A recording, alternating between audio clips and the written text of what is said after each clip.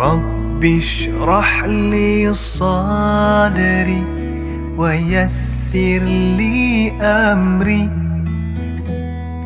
واحلل عقدة من لساني يفقه قولي. Bismillahirrahmanirrahim. Assalamualaikum warahmatullahi wabarakatuh. Alhamdulillah, bersyukur kita kehadirat Allah Subhanahu wa taala kerana masih lagi diberikan keizinan untuk kita bertemu dalam kelas PDPR bersama dengan Ustaz. InsyaAllah pada hari ini kita akan ulang kaji pelajaran kita dalam pelajaran Jawi.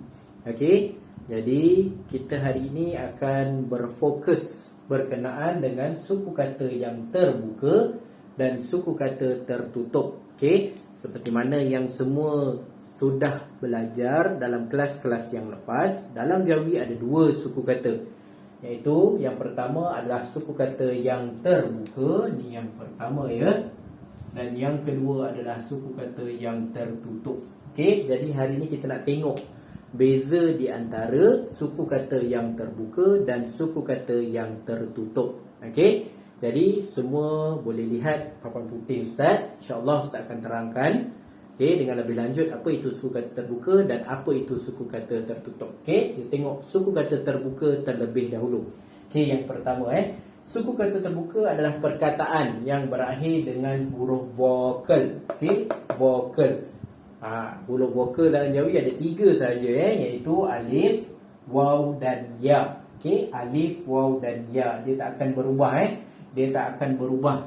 Okey, dia tak akan berubah sampai bila-bila pun. Okey, dia tak akan berubah sampai bila-bila pun huruf vokal ini. Okey, iaitu alif, waw dan ya.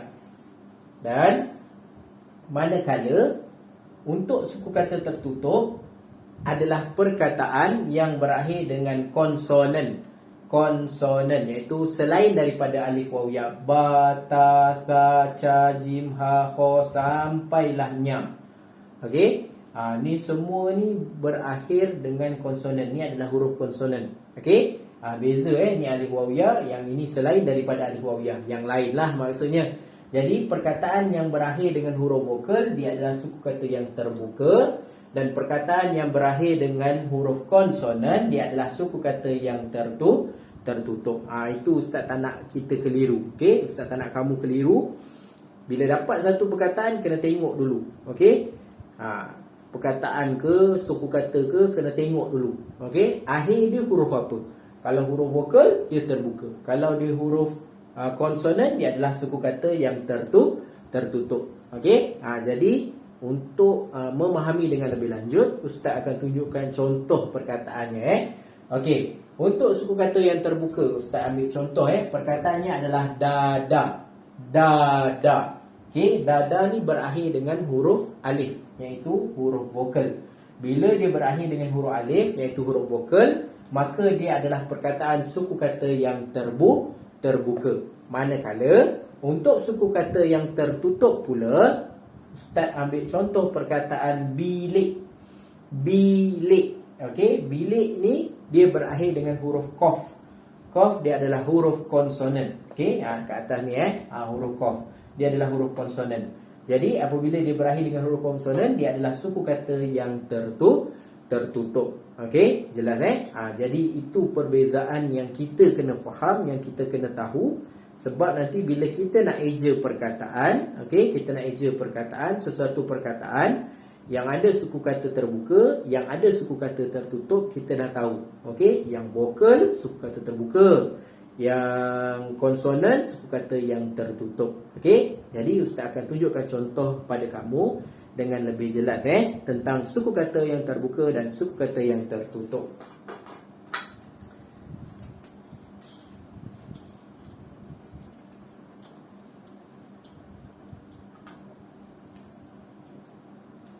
Okey, contoh perkataan untuk suku kata terbuka kita pilih perkataan lain. Okey.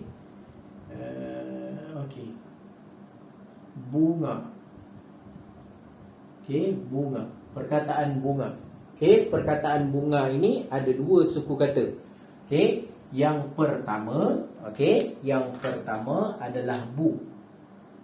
Okey, ni suku kata yang pertama, ni suku kata yang kedua. Bunga. Bunga. Sama juga macam dalam Rumi. Okey, kita sebut bunga. Okey, dia ada dua suku kata. Okey, sini sama je. Okey, ni yang pertama, ni yang kedua. Sama je macam Jawi. Okey, jadi kita nak lihat suku kata yang terdapat di dalam perkataan bunga. Yang pertama bu. Okey, bu ni berakhir dengan huruf waw. Waw adalah huruf vokal. Okey, vokal. Jadi ini adalah bu ni adalah suku kata yang terbuka. Begitu juga dengan suku kata yang kedua iaitu nga, adalah huruf vokal, pun sama juga vokal. Jadi kedua-dua suku kata dalam perkataan bunga ni adalah vokal. Jadi perkataan bunga ni adalah perkataan yang suku kata terbuka. Okey, suku kata terbuka. Ni. Supaya kita nampak lebih jelas kita tengok perkataan, lepas tu kita tengok suku kata dia pula. Okey, kalau dia berakhir dengan huruf vokal iaitu alif waw ya, dia adalah suku kata yang terbuka. Okey, itu untuk lebih jelas kamu nampak macam mana dikatakan contoh suku kata terbuka dan suku kata yang tertutup. Okey, yang ni perkataan yang pertama adalah bunga, suku kata yang terbuka. Okey, seterusnya. Okey, ni perkataan yang pertama bunga. Contoh suku kata yang terbuka. Okey, seterusnya Ustaz akan tunjuk contoh untuk suku kata yang tertutup. Okey. Alright, suku kata yang tertutup seterusnya adalah wabak. Wabak. Okey, bahasa tulisan Ruminya adalah wabak. Okey, bila wabak kita tengok dulu. Okey, sebelum apa-apa kita nak buat kita tengok dulu. Kita pecahkan kepada suku kata.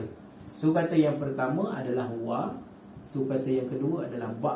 Okey, suku kata yang pertama adalah wa ni, suku kata yang kedua adalah ba. Okey. Ni tulisan Rumi lah. Ni tulisan Jawi. Okey, yang kita nak belajar hari ni adalah Jawi dia. Apabila kita tengok suku kata tu, okey, kita dapat tahu manakah yang dikatakan suku kata yang tertutup. Okey, kita tengok satu persatu. Okey, alif.